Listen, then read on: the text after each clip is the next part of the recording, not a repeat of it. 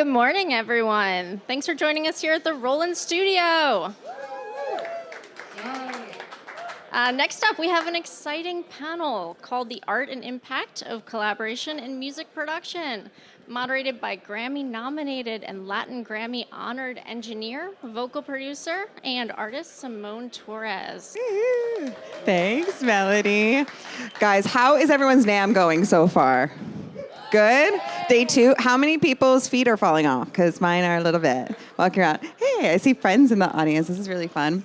So my name is Simone, and I'm really excited to be here. This is my first panel that I'm moderating, guys. So, you know, we're just going to have some firsts together, and it's good. So I figured I would bring on some of my best friends and collaborators on this panel with me. So let me do these introductions. Okay, so right here we have Eva. Eva is a Grammy-winning audio engineer and producer and audio princess, as she likes to call herself, known for mixing the 2023 Grammy-winning album An Adoption Story by Kit Wakely. Her global career includes working with notable clients such as Hans Zimmer, Beyonce, and A.R. Rahman on projects like Alien, Dune, and Planet Earth 3. Everyone, claps for Eva. She's very cool, guys. We're very lucky to have her. So she's going to be giving the knowledge of the post-production world, and then for the knowledge of the mastering world, we have Bestie Jett Galindo right here. Bestie, Jett Galindo. Jett is one of the coolest cats out there. Jett is a Grammy-winning mastering engineer and vinyl cutter who has worked with artists like Billie Eilish, RuPaul, and Elvis Costello. She leads her Hollywood Boulevard studio while serving as a Recording Academy governor and board member of Women in Vinyl. And she's just a great mentor, guys. Claps for Jett. Amazing mastering engineer. Woo! Okay, next up we have another friend, Preston Prizzie Reid over here. Yay! Preston Prizzie Reid is a Grammy-winning mixing engineer with credits on Usher's Good Good, Money Long's Hours and Hours. Do we know that one? Okay, he mixed that, okay? Very important. And Kanye West Donda. He mentors young talent through My Audio Academy, which he is repping right now on his sweatshirt, and collaborations with schools like Berklee College of Music. Claps for Preston. Thank you for being here, Preston. Woo! And then we have new friend, Brandon Ryan with Roland. So claps for Brandon, guys. Big day. So Brandon Ryan is a product planning manager at Roland. He has a long career in music technology and more gear in his personal collection than many commercial studios. Okay. But you know what? It's a good sickness, and we're happy to have it. So we're here to talk about, oh yeah, claps for Brandon. Thank you. Thank you, Maddie. Yay. Yay, panel. So this is just going to be a free-flowing conversation. I want to talk about collaboration because we all wear a lot of hats. And there's a lot of pros that happen when you bring in other people that specialize in something that maybe you can do, right? But they really specialize on that, and they can bring something different to your project. So I wanted to talk about and start this off by asking, when do you know that you need to take off that hat that you know how to do the thing and hand it off to somebody else to get their input on your project, to add something new? May I begin? Yes, ma'am, princess. So, Jett Studio is in my building in Hollywood, in the same building. So her studio's up the stairs to the right. She's a mastering engineer. I'm a mixing engineer. So as you can imagine, recently this has really been coming into effect because sometimes I do get asked to mix and master stuff, which is like a pain in the ass because when you're mixing something for a day or two and then you have to master it, it's like, what am I even doing? And sometimes that is just like the most minimal thing you have to do. So what I do is I go upstairs and I knock on Jett's door and I ask her for help. So as far as collaboration, as engineers, there's so many different lanes of what we can do, which is so great because we can, especially having friends, it's so important who are cool and nice and not gatekeepers of what they do, which it's all the same shit anyway. 100%. Anyone else want to touch on that, or?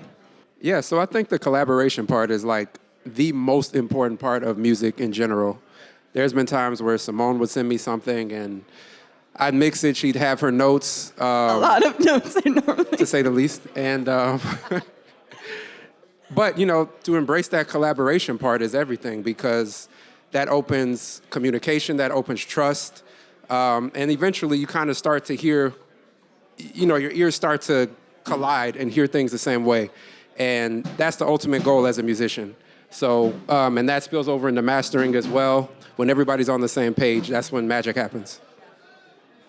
Yeah, and to add to that too, us as producers, engineers, and as producers and engineers, we're multi-hyphenates. We wear different hats, and the more and more as the years progress, there's growing pressure and even like the need to just be multi-hyphenates. But the whole collaboration process, I think the thing that we also need to remember is the restraint with the skill sets that we know, and the collaboration is a give and take.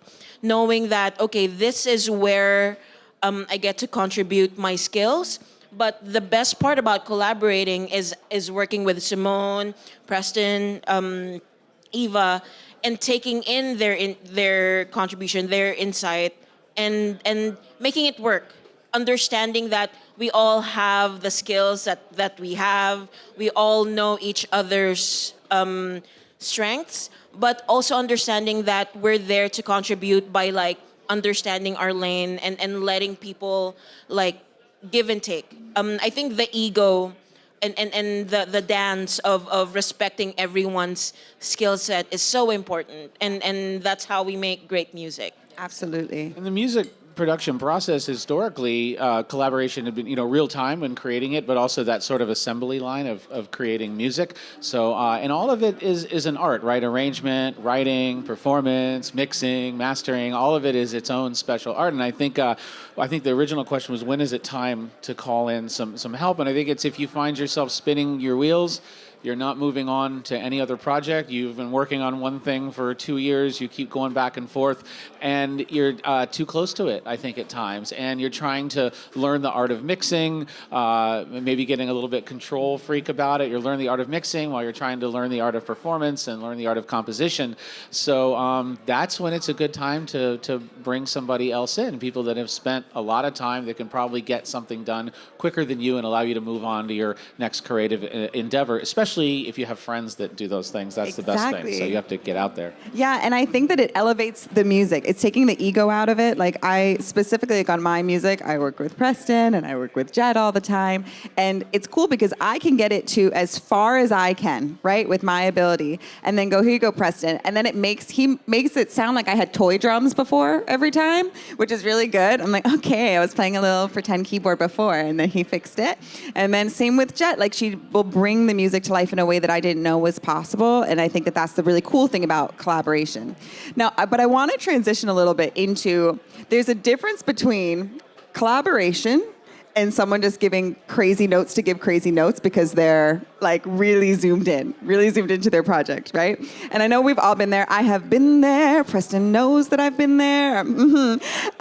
So what makes a good collaborator? Like when do you get files or notes that are helpful versus when are you getting notes that are not? And when you're in those situations when you're not and you know that the client is being too nitty gritty, how do you approach that? I'll start. I think experience and just understanding the psychology of it and understanding where people are at in their journey from an empathetic standpoint. Some notes, you got to try all the notes. If they give you a whole, page of notes, you got to try everything. But that doesn't mean everything is helpful to the record. So, that's when you really just got to understand who you're working with. Some things, if it's vocally, like I love vocals, but that's what she does all day, every day. But if it's a note about the drums, it's like, okay, I hear you, but let's try this instead. You know what I mean? So it's just that push-pull, give-take of just trying to find the thing that works, But a lot of it is just psychology and just understanding how people think and understanding what they want at their core and then just catering to that. Yeah, I would say I had a mentor one time tell me that for us as like engineers and producers, he said that their name is on the front of the record and our name is on the back. So remember that, right? And not to say like whatever, we're dirt under a rug. That's not true. But case in point, if you have a client, I'm not going to say the ones, but there are certain ones that I'm not going to go, actually, no, that mixed note is not correct because this is a service industry. This is what we do.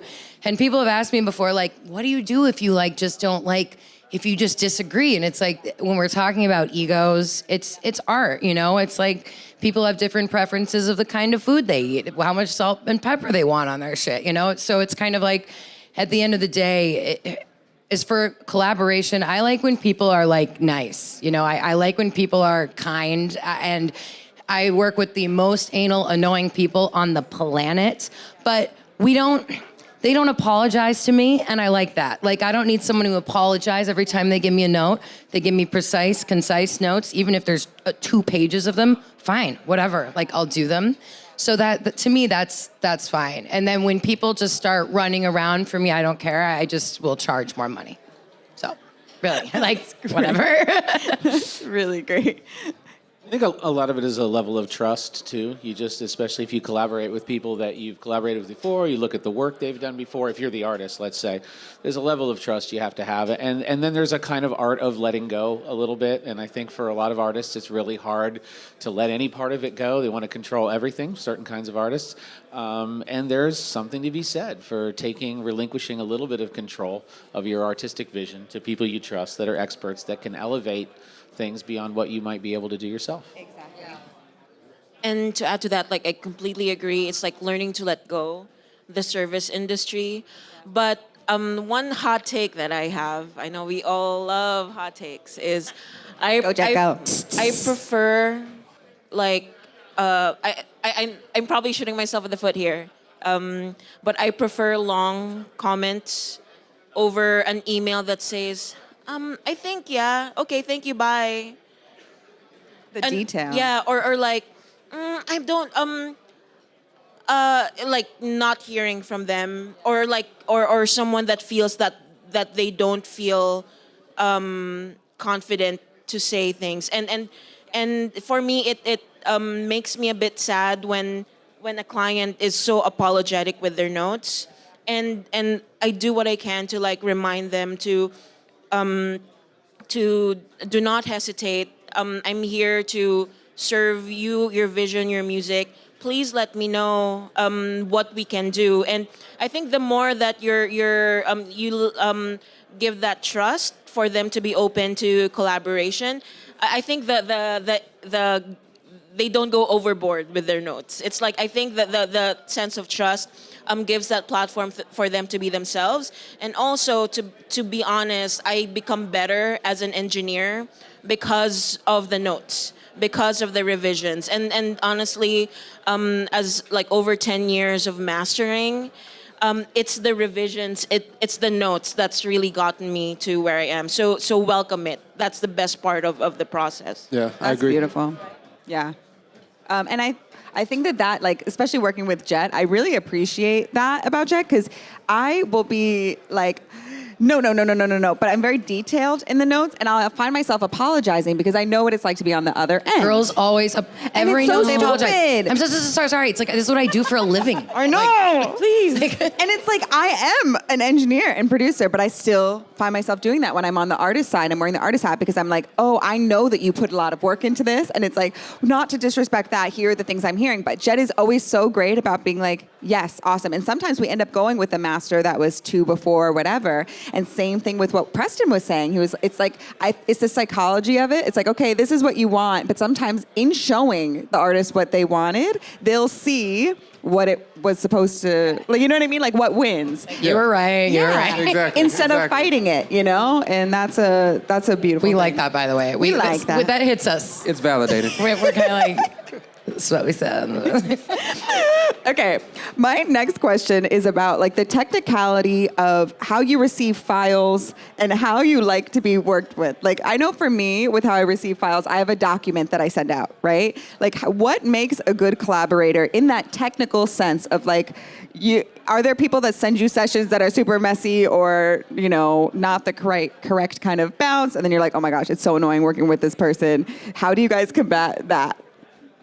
That's a whole day's worth of conversation. For mixers, that I know, might for be insane. mixers, God. it's crazy. My God. So Okay, brief. I set up barriers of entry. I got my 2 guys, Nick and Eric. They're probably somewhere around here. Okay, Nick and There we Eric. go. Woo. What's up, guys? They help me so much to the point where some of my clients, I don't even know if they send really shitty session files. But previously, Oh my God. I've received everything you could think of. You're pretty good at it though. I mean, you commit your auto-tune. Thank you. Of course. You have to, okay, commit your tuning before you send to mix because every version of auto-tune sounds a little bit different and you don't want that to get messed up. Okay. Exactly. So that's a big part of it. No super weird third-party plugins that just came out that somebody may not have. Please don't do that because that sucks. And don't put 1,000 versions of like God Particle like back to back because that sucks. Oh my God. Or Golfos. Don't overdo Golfos. Give it up. Just keep it simple. Do the thing you do and then hand it off to the guy who does the thing that they do and then move on with your life. Sick. And organization. Yeah. So many artists are not always necessarily the most organized people, but my recommendation would be just get organized as an artist. Even during your production and arrangement, it's helpful. You don't need maybe so many tracks of different types of things. Think about what sounds good in the arrangement, commit to it. Get a good sound to begin with and organize your production process and your arrangement. And then when you do hand it off, mix engineers feel so happy when they get tracks that are properly labeled, that make sense. Oh, audio_1, audio_2. Exactly. Okay? Also add the BPM. Like don't ever send like 94.1765 of a BPM. I hate that. Hate that so much. All right. But that comes from slowing things down. Oh my God, I digress. Yeah. Just practice organization. Everybody appreciates it downstream. It's better for your production. It's never a bad thing to get yourself organized. And in the heat of creativity, sometimes a little difficult, but that's why prepping a production session, having some methodology to doing these things is like a great skill to learn as an artist. Ref your stems to your mix when you send them too. Absolutely. Can you say that again for the people? Ref your stems to your demo when you send it to your mixers, guys. Oh, yeah. Playing the electric drums over there. My ADHD is like... I also do want to give a shout out to the assistants here because I work in film, so for me, the sessions have to be perfect every time. There's no time for shit to be fucked. We don't have time. We mix so much music so quickly.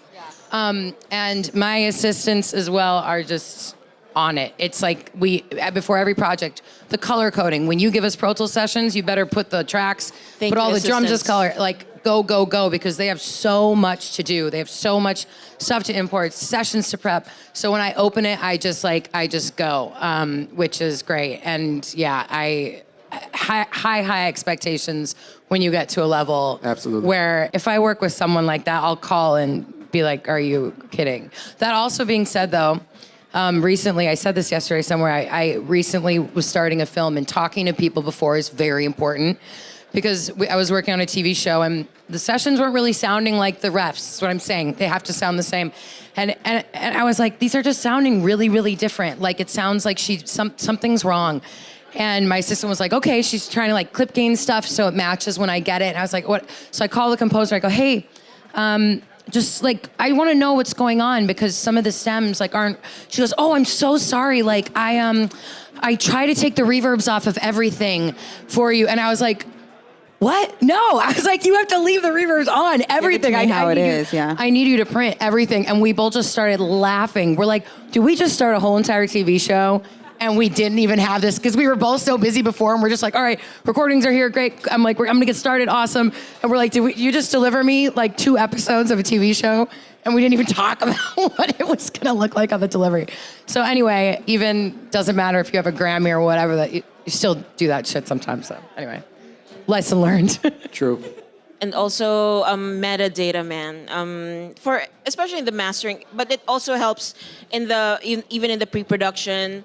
Like keep in mind the accurate song titles, especially when you send it for mastering. It would be great to know the capitalizations. That's true. Yeah, and sometimes it's like, thankfully this is not my session, but we've worked on projects where the artist insists on emojis. But it's good to be mindful of like the limitations of like sending your music to streaming platforms. And sorry if I digress a bit, but if you're especially an indie artist, it's not a good idea to have like a special character in your name because it's going to be hard to find you on the internet. Like it works for Kesha, it works for Ty $, but as an indie artist,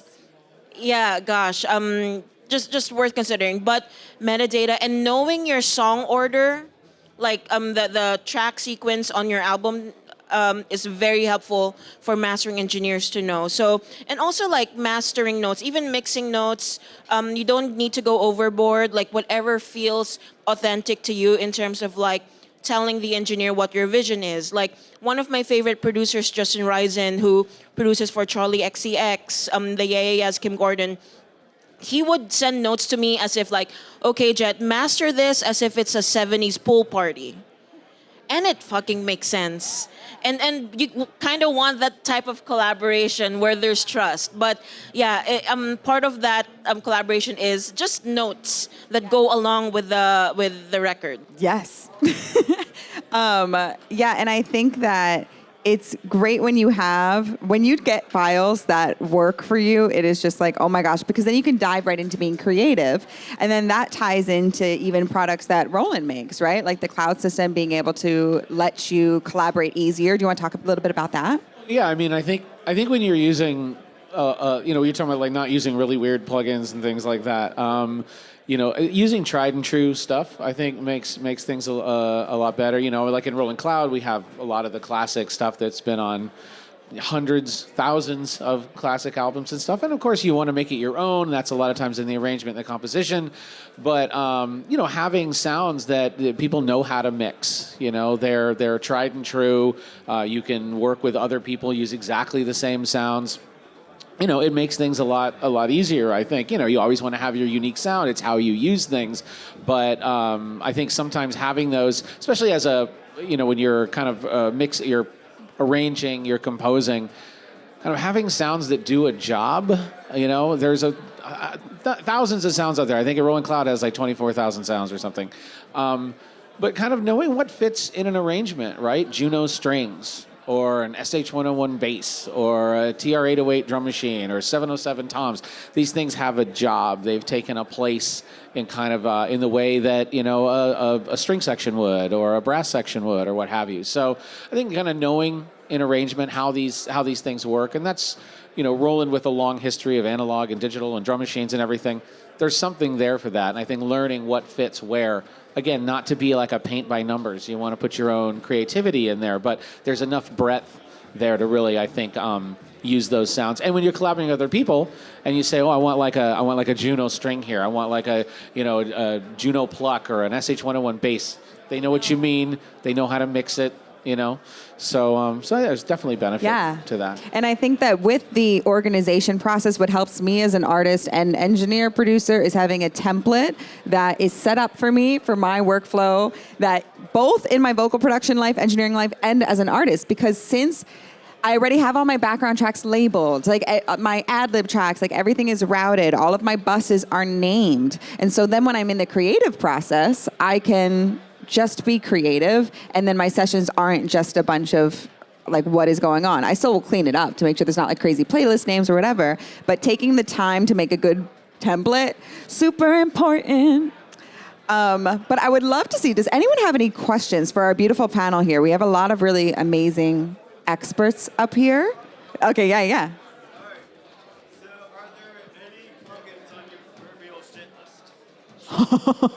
He said, are there any plugins on your proverbial shit list?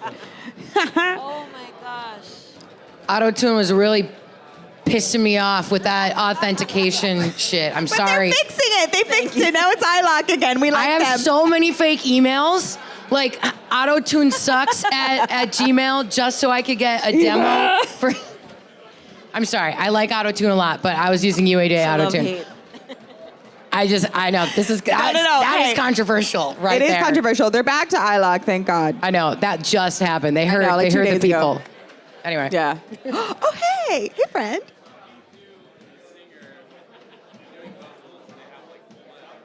Can you repeat the question? He said, yeah, what do you do when you have a singer that has phlegm and things are not seeming to help? You're getting a lot of like mouth noises in your recordings, whatever.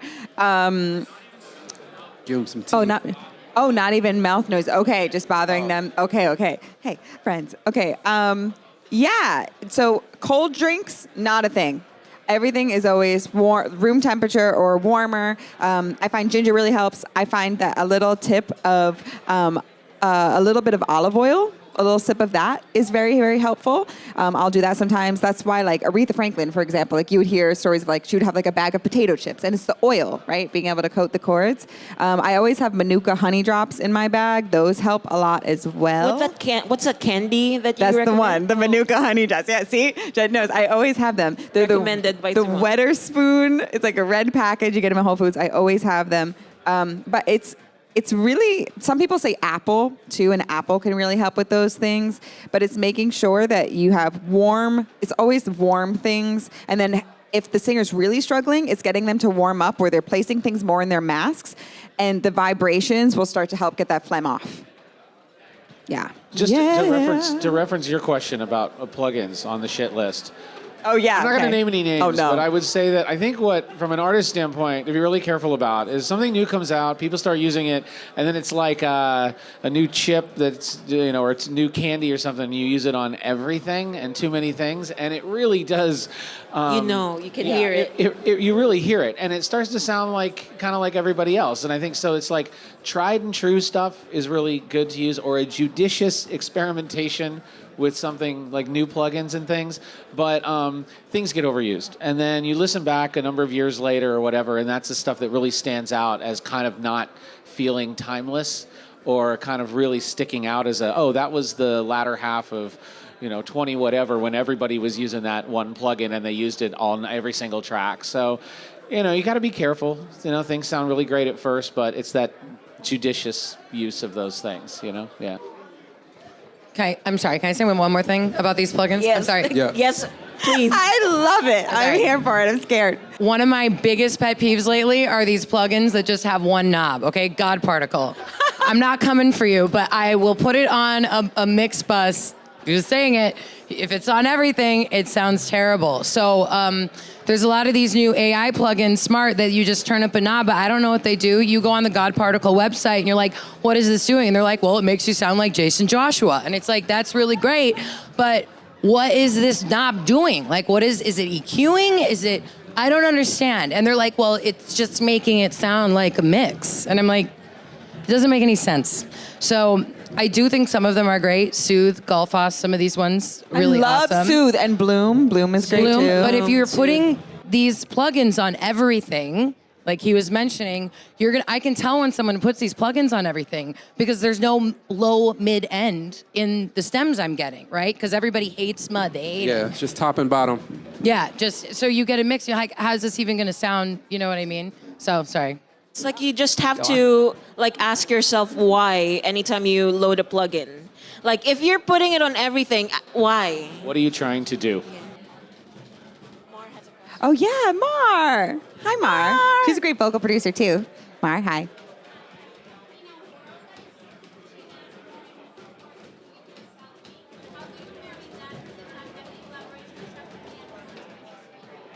Yeah. Can you repeat so everyone also, can... Yeah. So in a world where everything is do-it-yourself, you have to wear so many hats. So kind of what we were talking about earlier, right? Like we wear a lot of hats. We can do all these things. But in that world where you're pushed to do all that stuff, he has a hat. That's very good. We're in a world where we're pushed to do all those things. How do we balance it with handing things off to people that we know will elevate it? And for me as an artist, I find that it's when I know that I've taken it as far as it can go and it's going to benefit. Like just because I can master, I'm not going to master my stuff. Jett masters. You know what I mean? Like I know that Jett is going to hear things because she is that's her whole life, And it's the same thing like with vocal production that I do. Like that's my mixing with these guys, you know what I mean? Like, so for me, that's that. What do you guys have? To add to that too, again, at this day and age, it's not fair to judge anyone for being a Jack or Jill of all trades because we have to be multi-hyphenates. Even job descriptions now ask you to be everything, including someone to make coffee while you're writing music. But for me, I think what's important is that with all your skills, don't forget the North Star, which is your main thing, the thing that and something that you love. So for me, I really enjoy mastering. I am not a songwriter, and as much as I'm a singer, I'm a classical soprano. Simone is the vocal producer, and the question about like the vocal phlegm in your throat. Simone does this for a living, and in a way, it's like you know all these things, and your colleagues know these things as well, but you focusing on the thing that you know you're good at, and special something at. you love, yeah, and find that special thing that really sets you apart, and don't just choose one thing because you think it sells. It has to be something you really enjoy doing, and then collaborate with others who fill that gap that you're not as like skilled at. So Because it elevates the final product. Absolutely. Like the only time that I mix my own stuff is like when I'm doing like covers or whatever, and I'm like, okay, you know, like whatever, that's fine. But for my music, like the amount, like being able to hear people's souls on the music, like that's like my big thing. Like when anyone plays on anything, like I'm like, oh, I hear Preston now. I hear Jett's, like it's like her beat, like, you know what I mean? Like we all hear things differently, and it's such a beautiful thing to be able to do that. That's also definitely a privilege when you're starting off as an independent artist. You kind of have to be a jack or Jill of all trades. And that's great, but I think that even like when you're starting out, to be like, oh, you're learning how to do this, like, why don't you take a crack at my thing? You know, like, why don't you take a crack at this? And then even if you don't end up going with it, you might hear things in that you're like, wait, mine was missing that thing, you know? you're gonna get better. I want to add to that. I think a lot of it is budget based. You know, like when you're first starting out, Yeah. you have to do everything because Have you no just, choice. You Yeah. probably, you know, barely have enough to get the laptop and the program and all that other stuff. So it's daunting to think about, oh, I got to get this person to record me and a mixing engineer and a mastering engineer. Like, it's probably just a financial limitation at first. But that doesn't mean you may not have a community, you know, like, get an Exactly. opinion. Do it as far as you can on your own, and then send it to a friend. Find a mixer you like and just DM them. Like, worst case scenario, they just don't respond. But Or even if they give you notes, right? Like that's Yeah. still really helpful. yeah, so just get opinions. Play it for people. Play it. Get your friends that are kind of haters, because they'll give you the truth, you know, and say like, I don't like this. Cool. And then you can dig deep to like figure out why, and that's gonna make you better. That's essentially the notes that Jett was saying. You know, like, that's what we all had to do at one point, and like, you know, it's a privilege to get to a point where you can hire people to do their special thing. Yep, it is. But yeah. Cool. I wanted to add to that too. When we're saying collaboration, don't feel that you need to hire me or Simone just so you can get your collaboration done. A lot of that collaboration happens within your circle, within your Exactly. community. It's not about like, I want to hire Hans Zimmer and Eva for this project, for this film score I'm making. I do. Both of us together. Yeah. But all I'm saying is you'd be surprised that your fellow collaborators right now, they're gonna be the best asset to your, again, the financial limitation also helps in a way, because that really like forces you to like squeeze those like creative juices, but they will grow along with you. One of my closest buddies from Berkeley, from college days, Jacqueline Sanchez, we just like do a lot of the hustle in school, and now she just won a Grammy for engineering for John Batiste, and the assistant who like just tags around with me in school, Alvin Wee, now is a scoring mixer for Encanto. So these are, remember, your Yeah, peers. everyone comes up You're all together. growing at the same time. So Yeah. those are your people.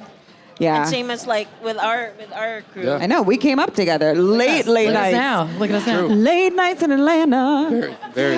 I want to thank you guys so much for being on here. That is the time that we have today. And can everyone give a big round of applause for our amazing panel? Everyone is such an expert up here. Thank you so much. Thank you, Simone. Thank you, Roland. Thank you, Roland. Appreciate Roland for having us. Yay.